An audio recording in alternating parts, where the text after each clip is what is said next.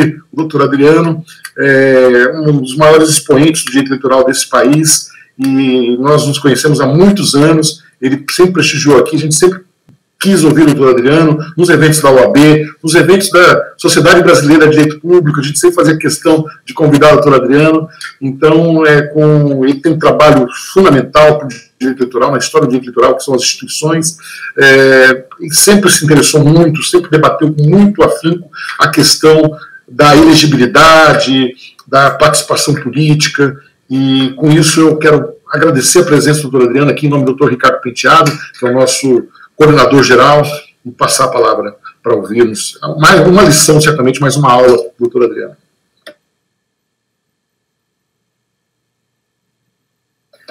Microfone. Opa.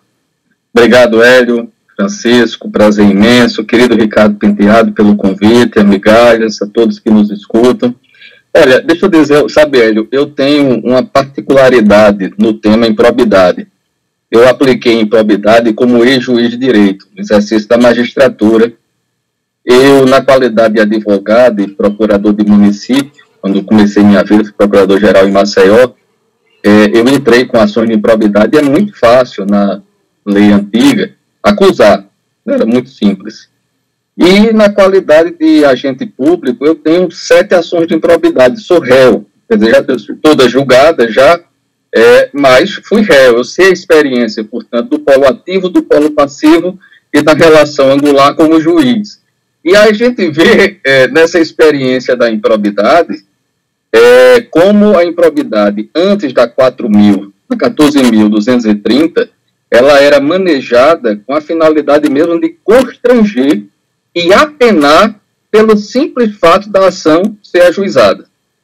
Eu recebi 7 ações sobre o mesmo fato. Nenhum deles configurava improbidade. Um deles baseado naquele princípio da proibição do retrocesso, que sequer existe no ordenamento jurídico brasileiro, é muito mais uma questão heurística do que propriamente um princípio do sistema jurídico nacional. Então, você imagina o seguinte: como para o agente público tomar decisões limítrofes no seu agir era terrível, porque você, ao sentar na cadeira, e por isso que a lei 14.230, ela é muito clara a dizer, não é pelo simples fato de você ser agente público, sentar na cadeira e tomar atos que você poderá constar no polo passivo de uma ação de improbidade. Eu acho que esse é o grande corretivo da 14.230. Essa utilização como instrumento de perseguição política e de um certo apenamento pelo simples fato da ação ser ajuizada. Então, o sistema melhorou muito. Agora, traz grandes desafios, um dos quais o professor Francisco já colocou muito bem a análise que fez sobre a questão, inclusive, da retrospectividade, da retroatividade, mas eu estava dizendo, inclusive, antes de entrarmos ao vivo aqui, de que essa lei ela tem um pouco do Código de Defesa do Consumidor na sua construção. Eu dizia que a professora Ada Pellegrini Grinover, naquela época do Código de Defesa do Consumidor, eram conceitos muito novos. Interesse difuso, direitos individuais homogêneos, interesses coletivos.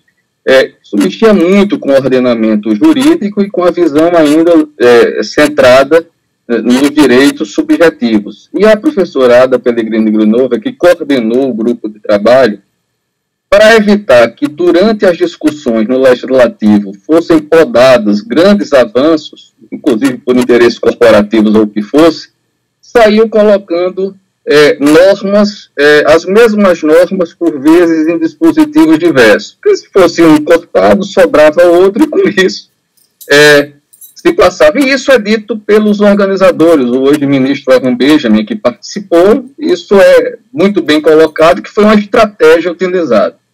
A lei de improbidade nova, ela traz um pouco isso. Você vai encontrar, por exemplo, olha, a afirmação de que a improbidade está como direito sancionador.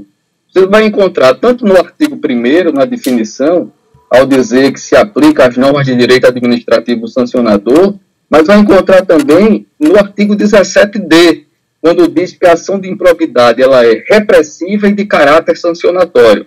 Então, é o mesmo sentido em duas normas, em dois textos diferentes, dois dispositivos, reafirmando. Você vai encontrar uma definição de improbidade administrativa no artigo 1º, especificando bem a questão do dolo, como vontade livre e consciente de alcançar o resultado ilícito. Isso foge claramente não apenas da culpa, mas de um dolo genérico. Aqui é um dolo específico mesmo, há aquela vontade de atingir o resultado. Então, isso também... mas não ficou, e diz, não bastando a voluntariedade do agente. Não é porque o agente quis o ato, ele pode ter a concepção de que o ato seja justo, mas é preciso que se demonstre que aquele resultado que ele buscava era ilícito. Né? Então, o fim faz parte da definição de improbidade, portanto, isso restringe. E veja,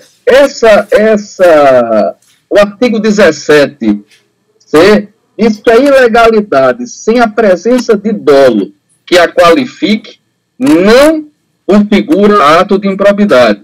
Então, veja, o dolo está no artigo 1º, mas também está no 17c, tá certo? E vem mais, e aí, dentro desse jogo normativo, é por isso que precisa ter muito cuidado ao ler a lei de improbidade, que ela vai ratificando certos conceitos de modo disperso. Quando ela vai tratar das sanções, ela vai dizer o seguinte, é preciso, não apenas isso, mas para configurar a improbidade, diz o artigo 11, parágrafo 4º, a lesividade tem que ser relevante. Não é qualquer ato lesivo. A lesividade há de ser relevante. Porque se vocês forem recordar, dentro do conceito de improbidade, o STJ criou a figura do dolo in re ipsa.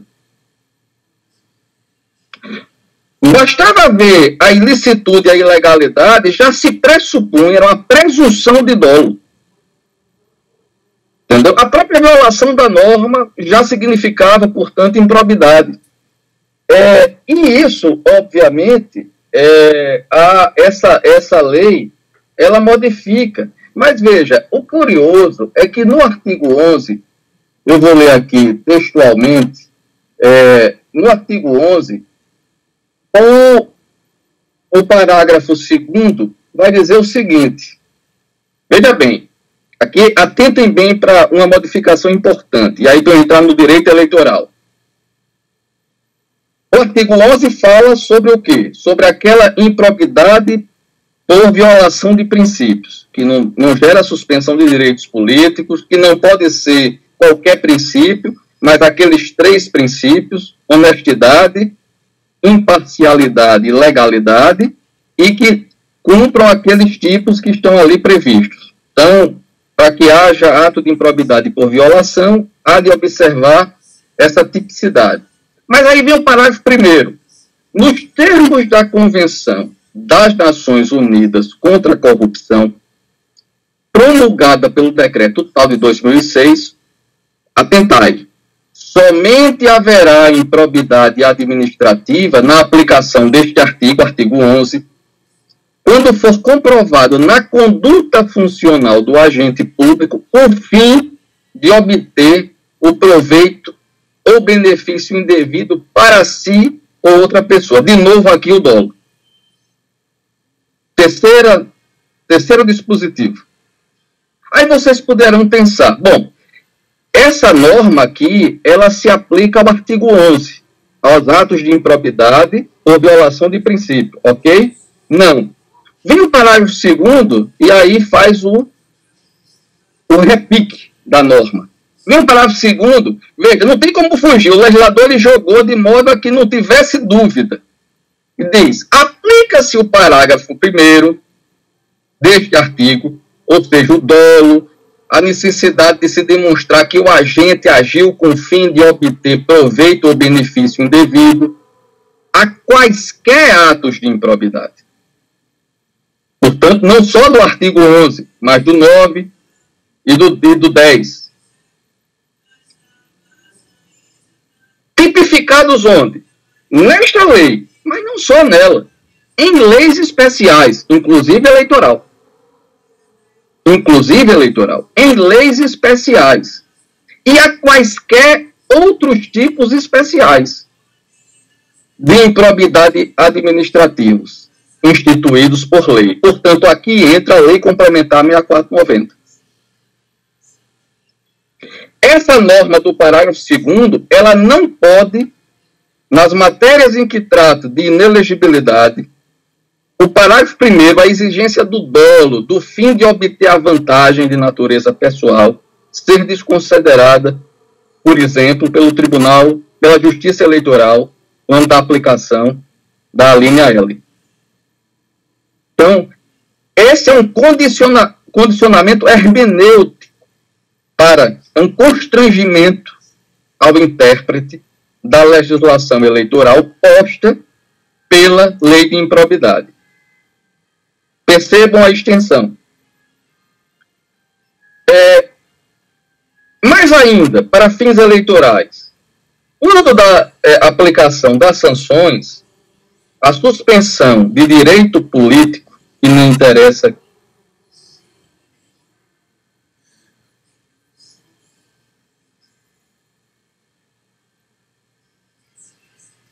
que para aspectos eleitorais, a suspensão dos direitos políticos, por cada uma das sanções, ficou com um teto.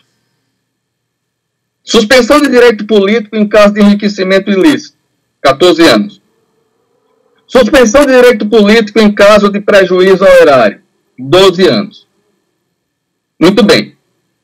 Suponhamos que se ingresse com ações de improbidade sobre os mesmos fatos, e isso sempre foi uma rotina, a compartimentalização de ações para justamente aumentar ainda mais o constrangimento sancionatório. Vem a lei de improbidade e diz: a soma de qualquer dessas sanções de suspensão dos direitos políticos não poderá ultrapassar a 20 anos. Então, você tem um limitador de suspensão do direito político, como tem na área penal 30 anos, na improbidade 20 anos, somada todas as sanções. Ok?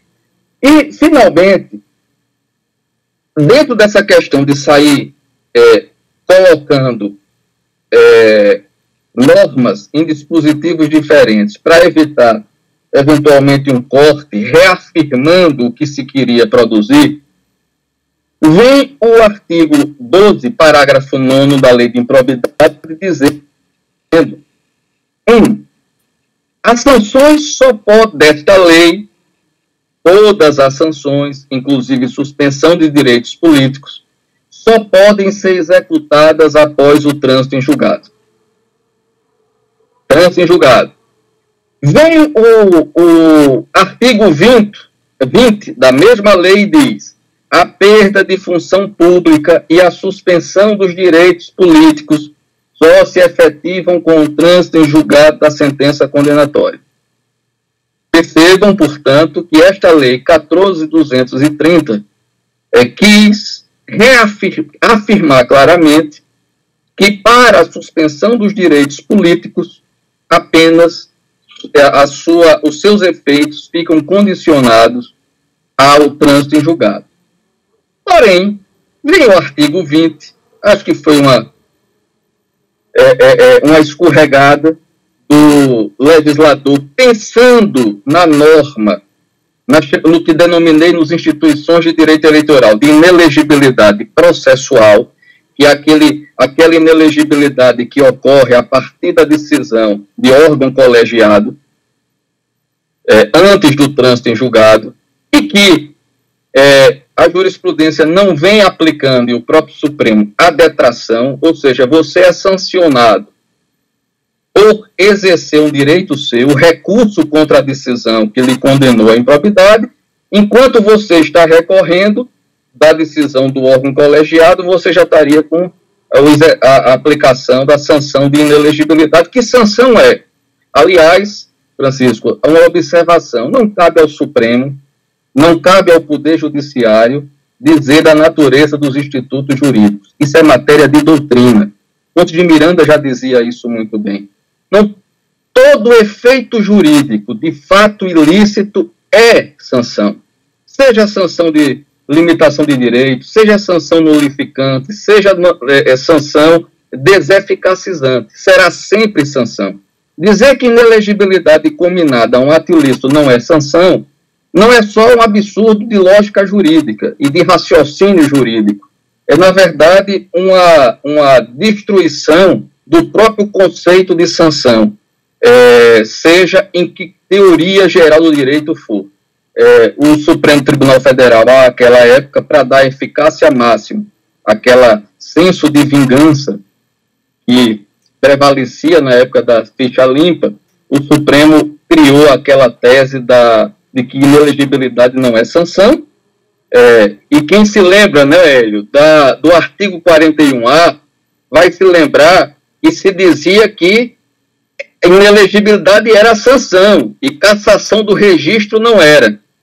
Então, sempre para dar a eficácia máxima às sanções, se fazia esse drible hermenêutico, desde a introdução da captação ilícita de sufrágio. De repente, o que era a sanção, a inelegibilidade, virou presente de grego, né, para o Supremo Tribunal Federal. Então, nessa toada, e aí, Hélio, você como mediador, controla o meu tempo, nós temos que lembrar também, nesse aspecto, o seguinte: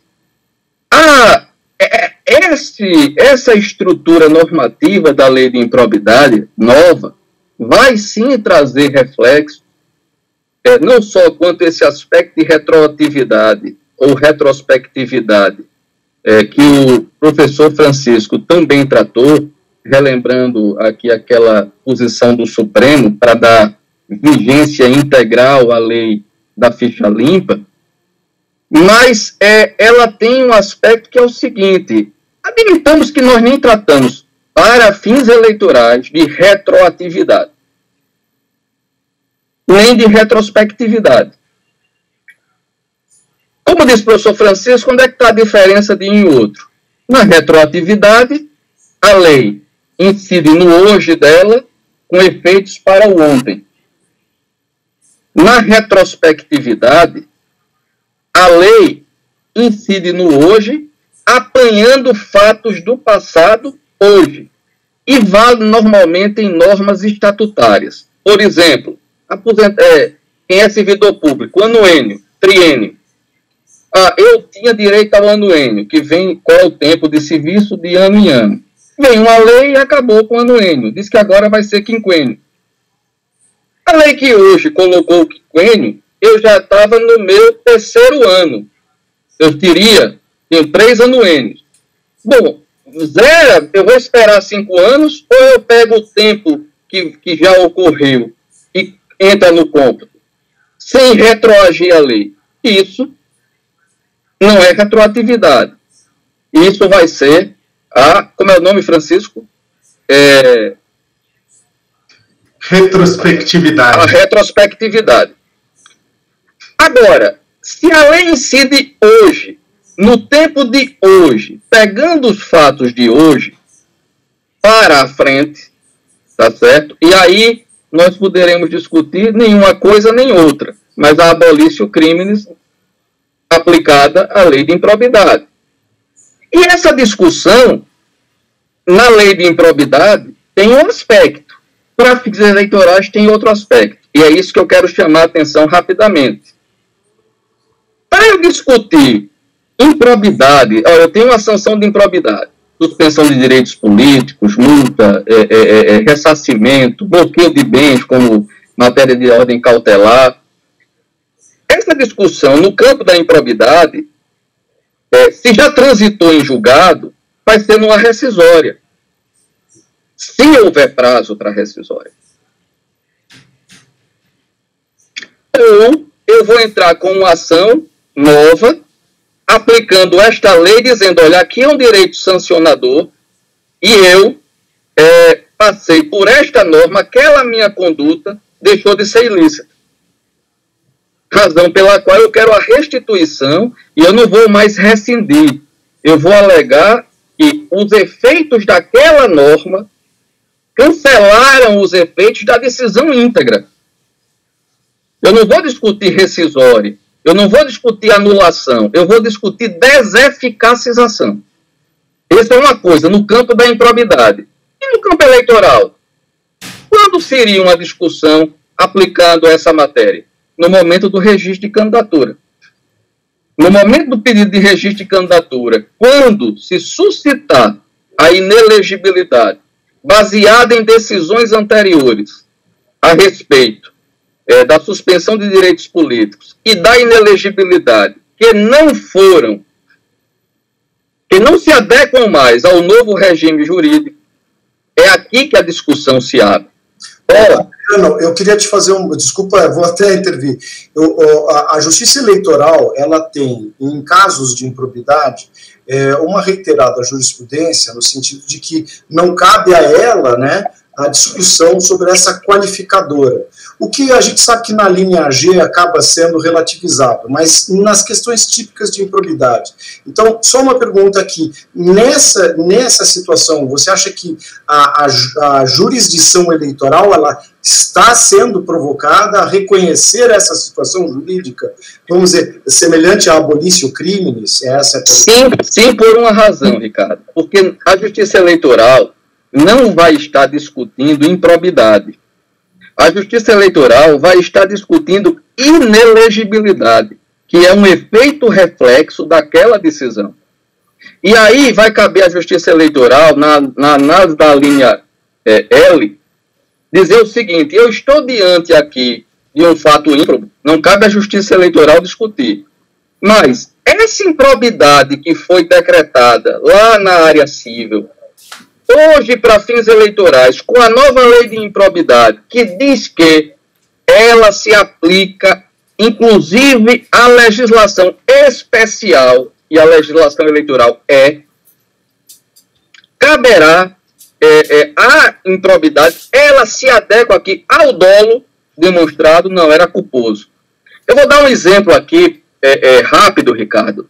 Rapidinho, terminando. Bem rápido, que é o seguinte: quando você pega a linha G, quais eram os fatos que se discutiam de inelegibilidade por rejeição de contas? Descumprimento de lei de responsabilidade fiscal, sem demonstração de dolo. Os 25% da educação, onde existe o proveito próprio? Onde existe? Então, aquilo que já estava na jurisprudência eleitoral assentado, deixou de ser improbidade. Porque não há dolo. Então, era aquela história de que o ministro Herman Benjamin construiu do dolo e da improbidade em ré ipsa. Não basta não cumprir os 25% da educação e inelegibilidade. Pela nova lei? Não, senhor. Onde é que está o benefício? Onde é que está o dolo? Onde é que está o fim em obter vantagem própria ou para terceiros? Ou para outra entidade? Não existe. Então, essas são matérias factuais que caberá à jurisdição eleitoral sim tratar, no que diz respeito não à improbidade, mas aos seus efeitos de inelegibilidade, e aí a jurisdição dela analisar. Então, com essas observações, eu fico à disposição para a gente discutir mais, porque tem muita coisa nessa lei que na área eleitoral tem reflexos e que nós precisamos maturar mais. Mas quero terminar dizendo o seguinte: essa lei, ela vem nos seus próprios dispositivos, com a amplitude maior do que está sendo discutida. Como eu disse, quando ela enfatiza que qualquer lei, os tipos dela própria, de leis especiais ou símiles, que tratem de improbidade, este regime se aplica, não tem como a Justiça Eleitoral se furtar de revisar toda a sua jurisprudência construída no regime vingativo, justiceiro anterior.